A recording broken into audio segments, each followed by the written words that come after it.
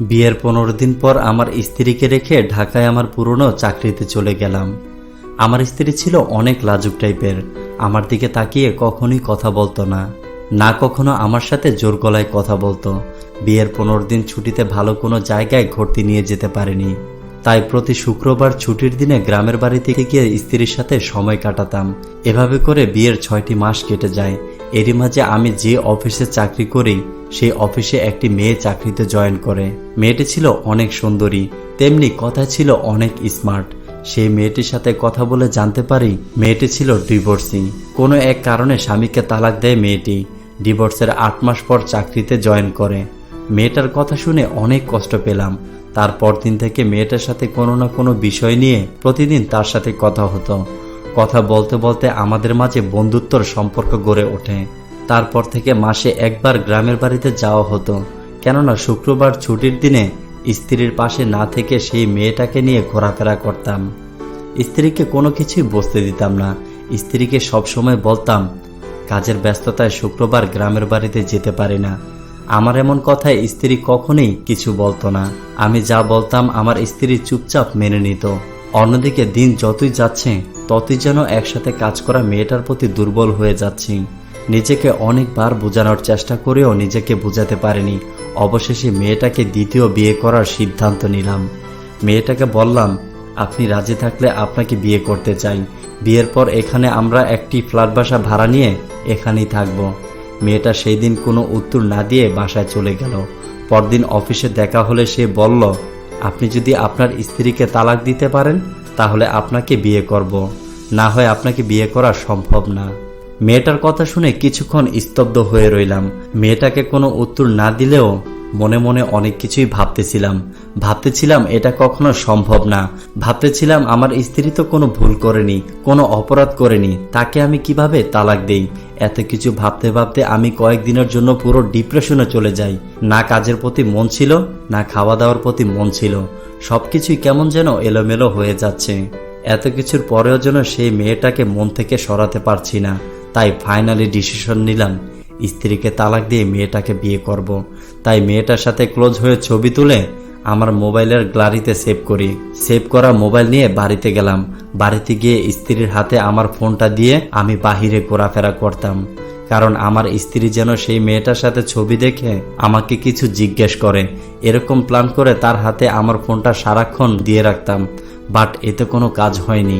মেয়েটার সাথে ক্লোজ হয়ে ছবি দেখেও আমার স্ত্রী কোনো রিয়্যাক্ট করেনি।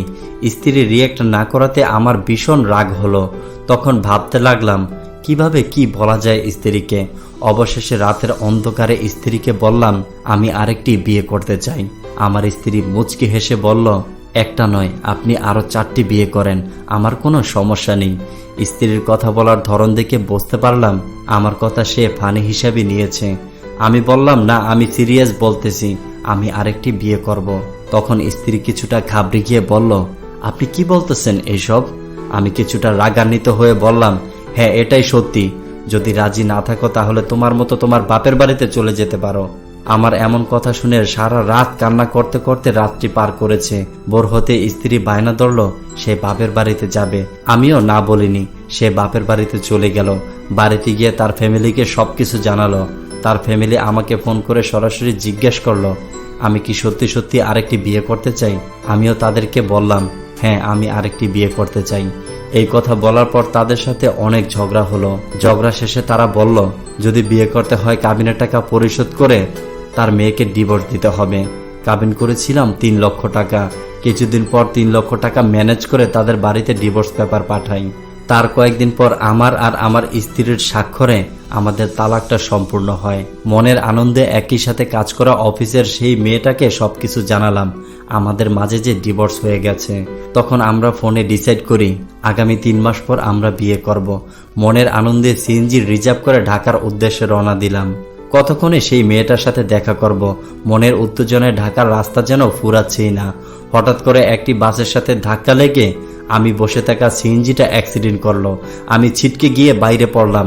অমনি বাসের একটি চাকা আমার ডান পায়ের ওপর দিয়ে উঠে গেল।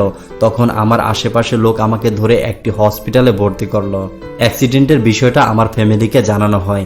আমার ফ্যামিলির সবাই হসপিটালে আসে। আমার ফ্যামিলিকে ডক্টর জানালো আমার পায়ের অবস্থা অনেক খারাপ, অপারেশন করার পর যদি পা ভালো না হয় তাহলে পা কেটে ফেলতে হবে। আমার বাবা মা আমাকে বিষয়টা জানালো। তখন আমার চোখে পানি ছাড়া কিছুই ছিল না। কি থেকে কি হয়ে গেল কিছুই বুঝতেছিলাম না। তখন আমি যাকে বিয়ে করার প্ল্যান করেছি তাকে কল করে সবকিছু জানাই। হসপিটালের ঠিকানা দিয়ে বললাম আপনি হসপিটালে আসেন। কিন্তু এই কথাটা শোনার আগেই আমার ফোনটা কেটে দিল। আবার কল করার চেষ্টা করি, তবে দেখি তার ফোনটা অফ দেখাচ্ছে। তখন আমার কষ্টটা আরো বেড়ে গেল। পরে আমার অপারেশন হলো। অপারেশনের 3 দিন পর মেয়েটার খোঁজ নিতে অফিসে ফোন করি। অফিসে ফোন করে জানতে পারি সেই মেয়েটা 3 দিন আগে চাকরি ছেড়ে চলে গেছে। তখন আমি হসপিটালের বেডে শুয়ে কান্না করতে থাকলাম। তখন আমি কান্না করতে করতে ভাবলাম আজকে যদি আমার স্ত্রীকে তালাক না দিতাম তাহলে স্ত্রী আমাকে ছেড়ে কখনোই যেত না, পাশে বসে আমাকে সাহস দিত। বাট সে রাস্তাটাও আমি তালাক দিয়ে বন্ধ করে দিয়েছি। একটি ভদ্র ভালো মেয়ের জীবনটাকে আমি নষ্ট করেছি। স্ত্রীকে বিনা অপরাধে আমি তালাক দিয়েছি। হয়তো এই অপরাধের কারণে এমন সাজাটা আমি পেয়েছি। হসপিটালের বেডে শুয়ে স্ত্রীর কথা অনেক মনে পড়তেছিল, কিন্তু কথা বলার রাস্তাটাও বন্ধ করে দিয়েছি। জানি না আমার জীবনটা কিভাবে কাটবে। সবাই আমাকে ল্যাংড়া বলে ডাকবে, কেননা আজ আমার একটি পা নেই। আমার স্ত্রীকে আমি বিনা অপরাধে তালাক দিয়েছি। আমার পাপের শাস্তি আমি পেয়েছি।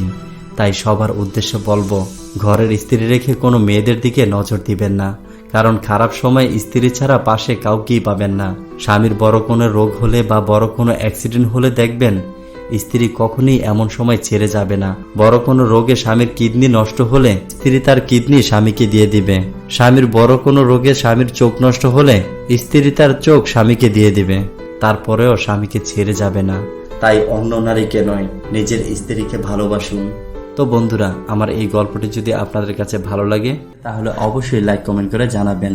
আর আমার ইউটিউব চ্যানেলে দেখে থাকলে চ্যানেলটিকে সাবস্ক্রাইব করে পাশে থাকা বেল আইকনটি বাজিয়ে দিবেন। আর আমার ফেসবুক পেজ থেকে দেখে থাকলে পেজটিকে ফলো করবেন।